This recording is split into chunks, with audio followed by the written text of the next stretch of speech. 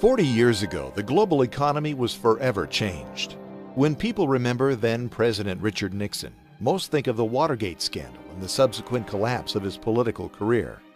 That may be the case now, but history may remember him quite differently 50 years from now.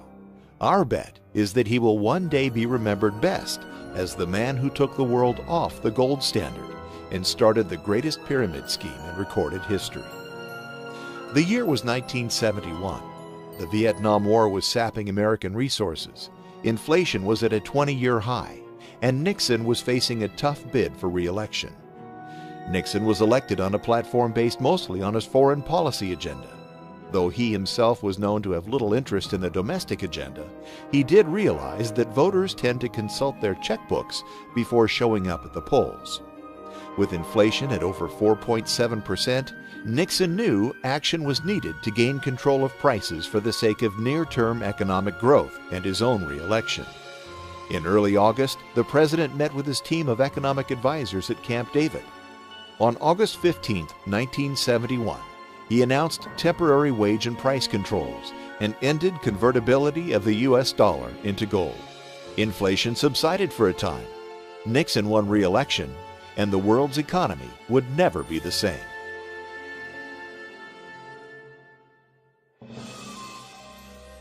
To understand the consequences of Nixon's decision, we have to look back, way back.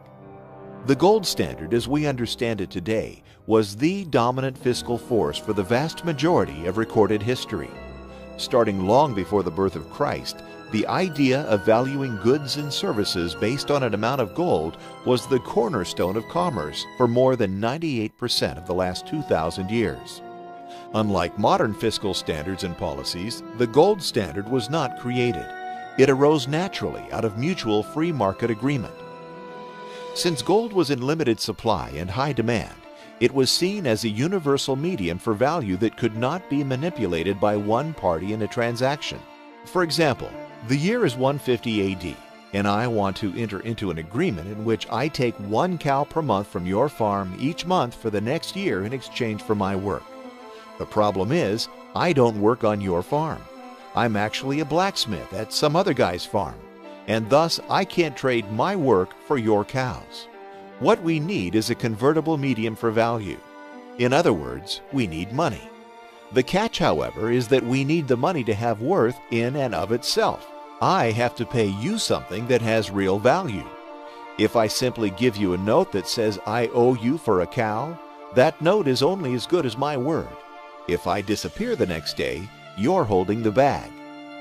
Since we both agree that gold has value, and that its value is not something you or I can manipulate, it becomes the perfect medium for exchange. It becomes our money. We enter into a contract through which I pay you 1 ounce of gold per cow through the end of the year, and voila, a gold standard is born. That is free market economics at work. As the world's economy grew over time, the gold standard evolved with it. In the late 1800s, most nations operated on what's known as the classic gold standard. Under this system, nations fixed the value of gold to a specific amount of their local currency. In 1834, gold was pegged at $20.67 per ounce in the U.S., and there it stayed until 1933. In this system, international prices rose and sank together, regardless of the strength or weakness of each nation's economy. This is a crucial flaw in the gold standard from the standpoint of short-sighted governments, and a great benefit from the standpoint of long-term stability. We'll come back to that later.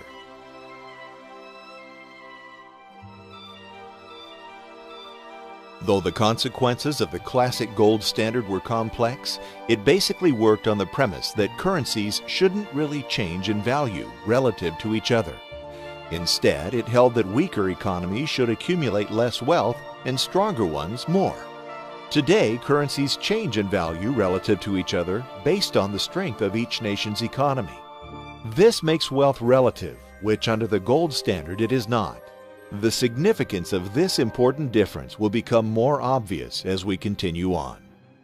During the classic gold standard period, the balance between imports and exports from country to country was maintained through what's called the price-specie flow mechanism.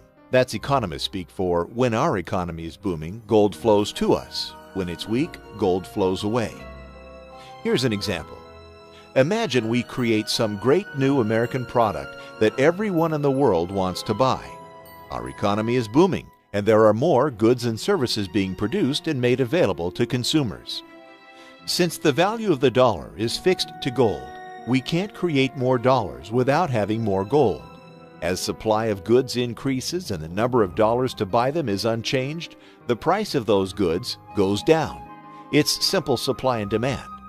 As prices here at home come down, people overseas want to buy our cheap goods, thus our exports increase. As our exports to other nations increase, they send us money, which under the classic standard is the same as gold.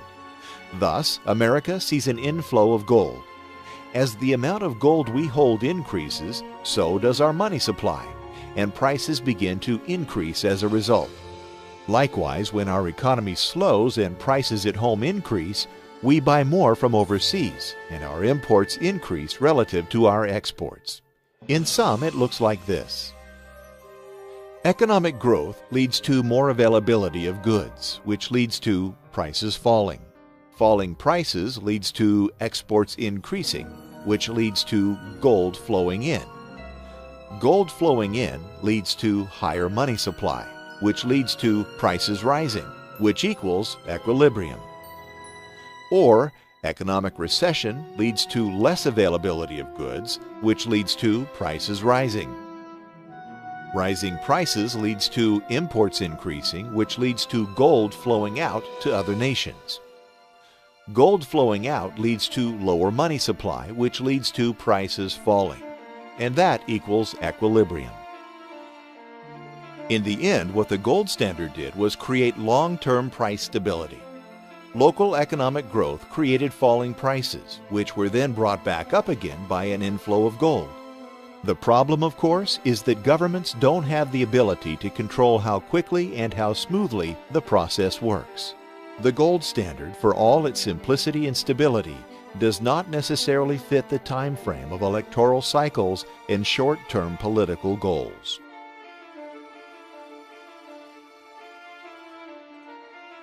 Before the shot heard round the world that started the Great War, the global economy saw a long period of growth and prosperity.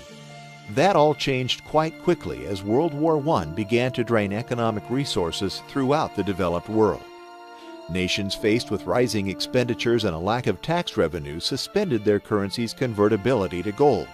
Many saw extremely high inflation during war years and went back on the gold standard in 1925, attempting to curb rising prices. The problem for European governments was that the gold flow mechanism didn't work fast enough to reach price equilibrium before the onslaught of the Great Depression. As the global economy faltered in the early 1930s, governments around the world began to realize that they wanted to increase the money supply in order to drive down interest rates and spur economic growth. The idea was that if only money were cheaper to come by, it would encourage investment and growth through inexpensive borrowing. With a fixed money supply as a feature of the gold standard, central banks had little power to lower interest rates in attempts to create short-term growth. The UK was the first to leave the gold standard in 1931, and much of the world soon followed. There was one saving grace, however. The United States, the issuer of the US dollar, maintained its convertibility to gold.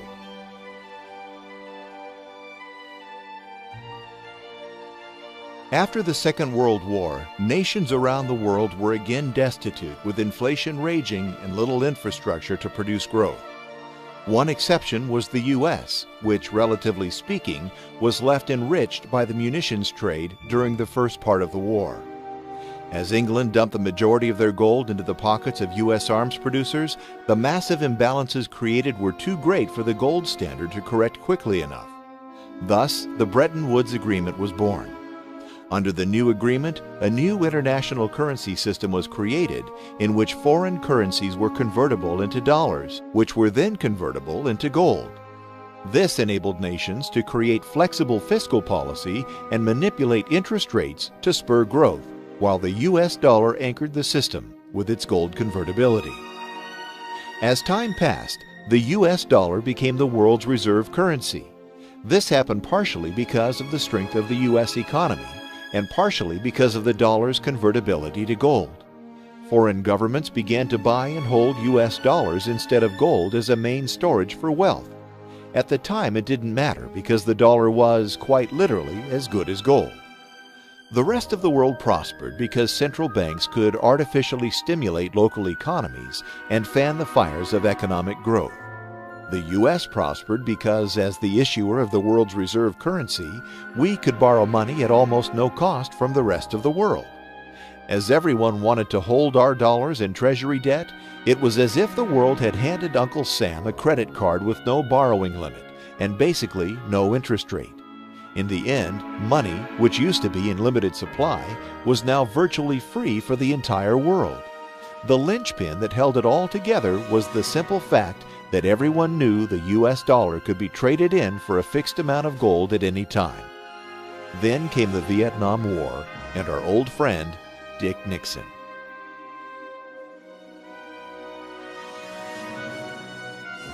On August 15, 1971, Nixon announced that the mighty US dollar could no longer be converted into gold.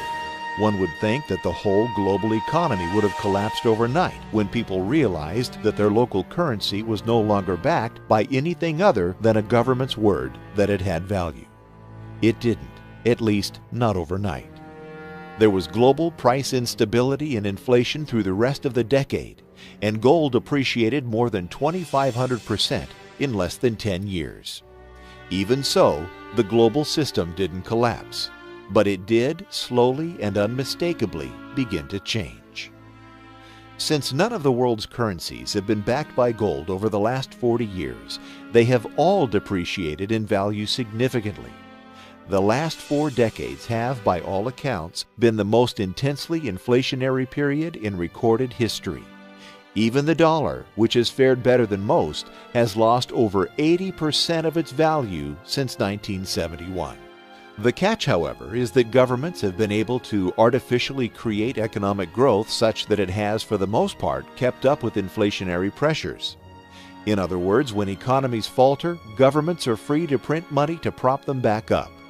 At first glance, one might say, so where's the problem? If economic growth is strong enough that people earn more money as prices go up, what's wrong with that? We've fixed the short-term price instability that the gold standard brought, and balance is now reached through government intervention in the currency markets. Though it's an oversimplification, that's exactly what happened. At least, that's what happened until very recently. In 2008, it all changed.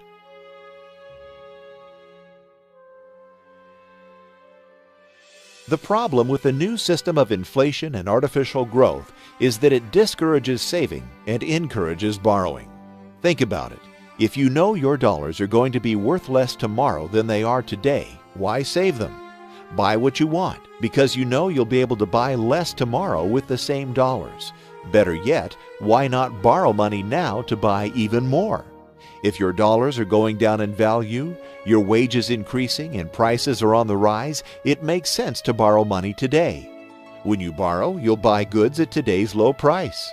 When the price increases, the dollars you borrowed will be worth less, and it will take you less work to pay them back, right? Doesn't that sound like what happened with the mortgage industry here in the U.S.? The only problem with this system is that it makes it nearly impossible to save money. Now, instead, you have to invest and earn returns to keep up with the falling value of money. Remember our parents' parents. Was wise investing a virtue for them? Maybe, but it was probably not nearly as important as saving money. That's changed today, hasn't it? Nowadays, it's widely expected that your savings account is not the majority of your net worth. We all buy stocks, real estate, and other assets that produce returns. We have to do this, or inflation will slowly erode the value of our savings. Say goodbye to cash under the mattress and hello to 401ks, investment banks, and big money on Wall Street. Throughout the 80s and 90s and most of the last decade, this system brought unprecedented prosperity to most of the world. The problem, of course, is that it's nothing more than a pyramid scheme. For 40 years, money has been virtually free both here and abroad. This has encouraged borrowing on all levels. Citizens have borrowed from companies to buy goods. Companies have borrowed from banks to loan money. Banks have borrowed from citizens and governments to finance the whole mess, and governments have borrowed from anywhere they possibly can. The whole thing works because of the world's confidence in the U.S. economy and our government's ability to make good on our debts and prop up the world's reserve currency. In a sense, we have borrowed from other countries, allowing them to create cheap money and continue the borrowing bonanza. That's all fine and dandy until someone stops believing in the system, or rather, stops believing in the dollar.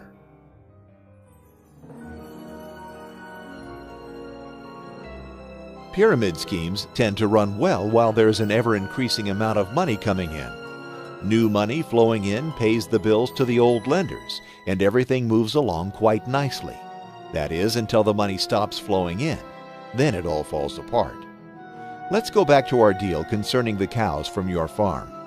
I want to buy them, but instead of giving you gold, I'm going to give you an IOU. The note would state that instead of giving you 1 ounce of gold for each cow, I would give you 3 ounces. The catch is that I need to take your cow in advance and go sell it to another guy for 4 ounces of gold so I can give you the 3 I owe you. Then you ask, how are you going to find someone to buy this silly old cow for 4 ounces of gold? I reply, it's simple. I'm going to tell him to loan me one of his cows, which I will then offer to someone else for 5 ounces of gold, using the same method to get the third farmer to agree. If you had any sense, you'd tell me to take my gimmicks elsewhere. As soon as one farmer doesn't agree to the deal, the whole plan falls apart. In a sense, that's exactly what happened when the real estate bubble burst in the U.S. 3 years ago. The whole world relies on the dollar as the storage place for wealth. The system worked because the U.S. economy has been so large and so strong that it represented stability in and of itself. The U.S. economy, in a sense, fulfilled the role that gold has played for thousands of years. People could buy dollars and save them, knowing that they would never be worthless because the U.S. economy was so strong. The problem was that the U.S. economy has become an economy of debt.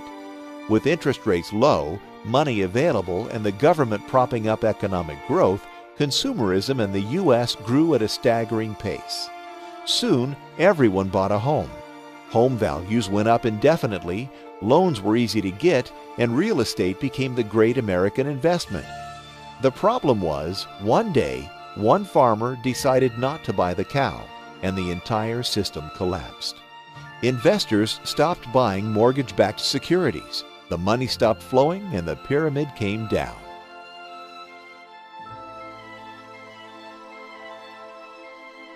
As the world's economy started to unravel in 2008, the U.S. government did what other governments have been doing for decades. They borrowed, and borrowed some more.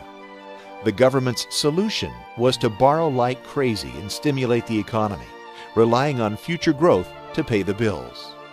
This has been made possible by the fact that the dollar is still the world's reserve currency. Though investors are losing confidence in the dollar at an alarming rate, they simply don't have much in the way of other options, at least not yet. The truth is that markets correct themselves, no matter how much governments try to intervene. The folks in Washington have been able to slow the deterioration, raise the debt ceiling, bail out the banks, save some homeowners, fight 2 wars, and get themselves reelected again and again and again. What they can't do, however, is save the dollar. By pursuing these policies, they're destroying the one mechanism that makes the whole system work, the world's confidence in the U.S. dollar. We are already starting to see the cracks appearing. Just look at the price of gold. Remember that gold was at $35 per ounce when Nixon took us off the gold standard. On August 15, 2011, the 40-year anniversary of that day in 1971, gold was at $1,770 per ounce. That means that gold has appreciated in value by more than 5,000% in just 4 decades. Actually, that's not really true. It's not as though there is less gold today than there was in 1971. It's just that it takes much more work, much more money, and many more cows to buy that same ounce of gold. Gold hasn't actually increased. Everything else has gone down. 4 decades is not much time. That's not even a full generation. When you plan for your future, is it possible you need to think another 40 years down the road? If not, won't the economic landscape of the world matter to your children in 2052? The point is that if this current trend continues, the Great Pyramid scheme will keep on robbing the end user. The end user, of course, is you. The only course of action left for private citizens is to take the situation by the horns and stop buying the cows. By holding US dollars through this mess, we're effectively saying, sure, we believe this bill will hold its value, even though we've seen it do nothing but go down for the last 40 years. In a sense, we have to get back to the basics. We live in a world where the idea of investing must be replaced with the idea of saving. We live in a world where saving can't really be done by holding currency. Thankfully, we live in a world where we have the freedom to make our own choices, at least for now. It's no wonder more and more investors are flocking to gold. It's really the only way out of this Great Pyramid scheme. Some folks say gold's in a bubble, but bubbles are the result of an artificially inflated sense of value. Over the long haul, gold is value, and thus doesn't artificially inflate. Even for those who bought gold in January of 1980, when it was at its previous all-time high, this simple fact holds true. Today, they have more than doubled their money, while the dollar has done nothing but fall apart. Like it or not, this is the new reality. Like it or not, gold may be the only option. The global economy can't go on booming forever on borrowed money, and the other shoe will drop. All we can do as individuals is protect ourselves and make sure none of us is the last farmer to buy the cow.